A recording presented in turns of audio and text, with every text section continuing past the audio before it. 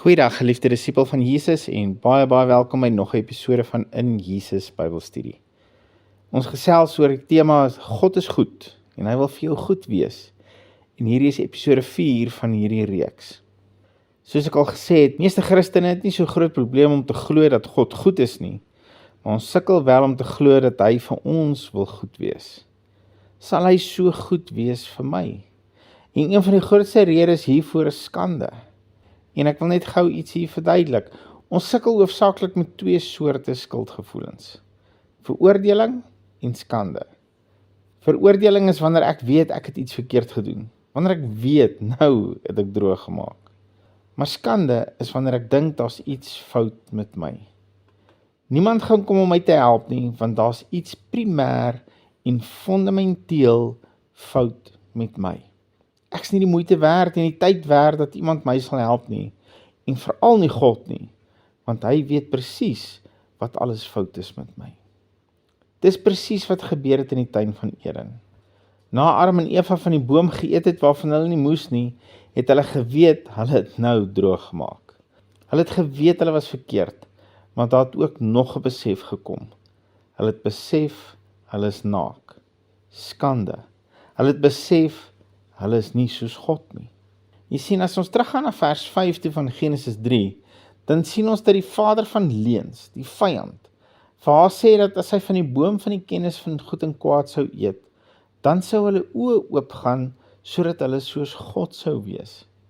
En dis net hier waar die vrou die vuil goed moes weggejaag het, want hulle was reeds in die beeld en gelykenis van God. Hulle het reeds saam met God gewandel en gesels en verhouding gehad, van aangesig tot aangesig. Dink bietjie hieroor. Die woord sê dat God gees is en dat hy onsienlik is. En tog het Adam en Eva saam met hom gewandel en met hom gesels en verhouding gehad. Hulle kon hom hoor loop. Hulle kon met hom praat. Dink bietjie oor die merkwaardigheid hiervan. Dat hulle as mens saam met God kon stap. Hulle het die vermoë gehad om in 'n dimensie te leef wat ons nie eens kan indink nie. En die vyand kry dit reg om vir hulle te lieg en te sê, daar's meer. En God is besig om die meer van julle te weerhou, deur julle te verbied om van daai boom te eet. Die vader van leuns maak God die leenaar, en hulle sluk dit. En wat is die gevolg? Nie dat hulle soos God word nie, maar dat hulle besef hulle was soos hy, maar nou is hulle nie meer nie. Hulle is nou naak. Hulle is nie so heilig en so groot en so perfek en so vol liefde en soos God nie. Hulle is naak. Hulle besef hulle tekortkominge en skande kom oor hulle. Lees saam met my Genesis 3 vers 7 en ek gaan dit eers ouer gewoonte uit my 53 vertaling lees, maar dan gaan ek dit ook in die New Living Translation lees. Hy sê, toe gaan albei se oë oop, en hulle word gewaar dat hulle naak is, en hulle het vye blare aan mekaar gewerk, en vir hulle skorte gemaak. Die New Living Translation lees, at that moment their eyes were opened, and they suddenly felt shame at their nakedness. And they suddenly felt shame. Shame. Skande. Skielik besef hulle, daar's iets fout met ons. Ons het gedink ons gaan soos God word, maar ons besef ons is alles behalwe soos God. En shame, skande kom oor hulle, en hulle doen wat die mens al vir duisende jare daarna doen. Probeer hulle skande met vye blare toemaak, en kruip weg van God.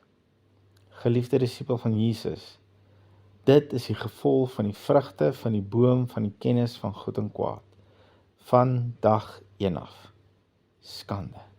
Daar's iets fout met my. En dit maak dat jy vir God wegkruip. En dis vandag nog steeds die gevolg as ons van daai vrugte eet. As ons probeer om ons skande weg te steek, deur dit wat ons goed doen, vererger ons net alles. Ek gaan meer bid. Ek het altyd 15 minute lank gebid, ek gaan nou 1 uur lank bid. Miskien sal God dan meer van my hou. Tot jy hoor van Sunny wat 3 uur in die oggend opstaan en vir 4 ure aan mekaar bid. En onmiddellik is jy terug op daai plek. Wat is fout met my? Hoekom sukkel ek om so lank te bid? Dis vir my 'n uitdaging om net 15 minute lank te bid en sy bid 4 ure. En verstaan my asseblief reg, daar's niks fout met bid nie, maar wanneer jy dit begin time om te meet hoe goed jy is, dis wanneer die rooi ligte moet aangaan. Maar en so is daar 'n hele lang rits goed wat ons doen om ons shame, ons skande te probeer bedek. Ons gaan elke Sondag kerk toe en maak seker die pastoor sien ons. Ons begin weer die Joodse feeste hou en maak seker almal dra kennis dat hulle sit die pot mis. Ons drink slegs nagmaal uit die beker, want dis hoe my kerk dit doen.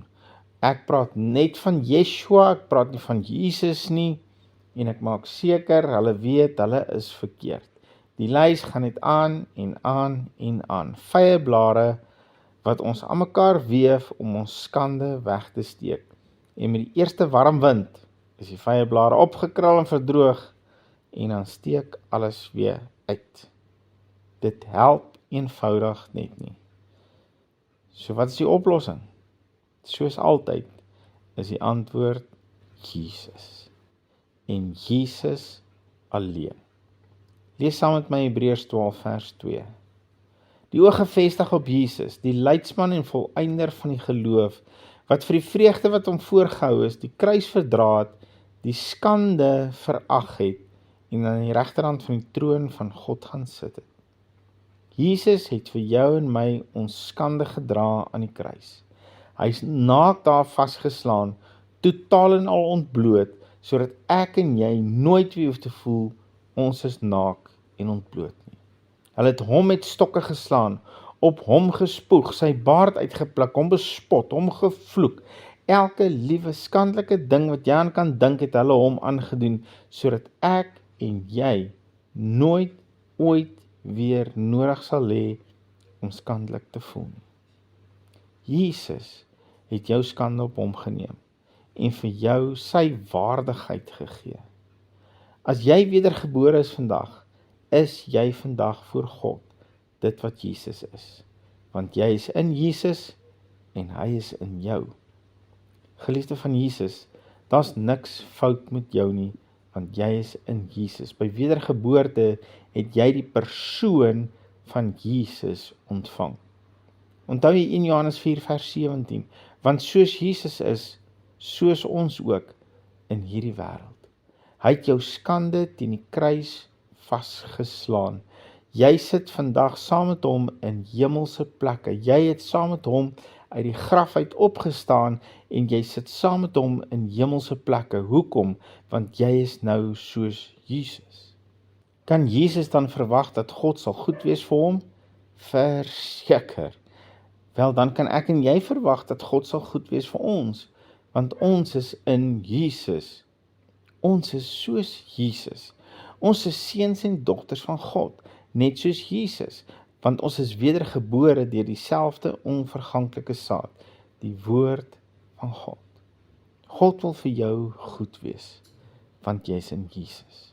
Jou skande is weggevat, jy het vandag waarde in Jesus. Here, baie dankie vir hierdie kragtige woord. En ek weet, Here, hier is 'n kort boodskap, maar dit is so kragtige woord, dat U het ons skande op U geneem, dis teen die kruis vasgeslaan, ons is saam met U graf toe, ons het saam met U in heerlikheid opgestaan, ons sit saam met U in hemelse plekke, dit wat die Vader vir U wil doen, Here Jesus, vandag, wil Hy vir my doen, en vir elkeen wat na hierdie boodskap luister, wat wedergebore is. U is 'n goeie God. Dankie dat U ons skande op U geneem het, en dat U dit weggevat het. Ons is nou wat Jesus is. Ons het nou die waarde en die waardigheid van ons Here Jesus. Ons eer U vir dit wat U vir ons gedoen het. Aan U al die lof, die eer en die dankbaarheid van ons hart tot in ewigheid. Amen. Ek wil net noem dat ons onlangs ons podcast oorgeskuif het na Spotify toe. So jy is welkom om ook ons boodskappe daar te gaan volg. En dan kan jy natuurlik ook van ons vorige boodskappe daar gaan kry, as jy weer daarna wil luister. Geliefde van Jesus, nou jou oog op Jesus en jou neus in sy woord. Shalom.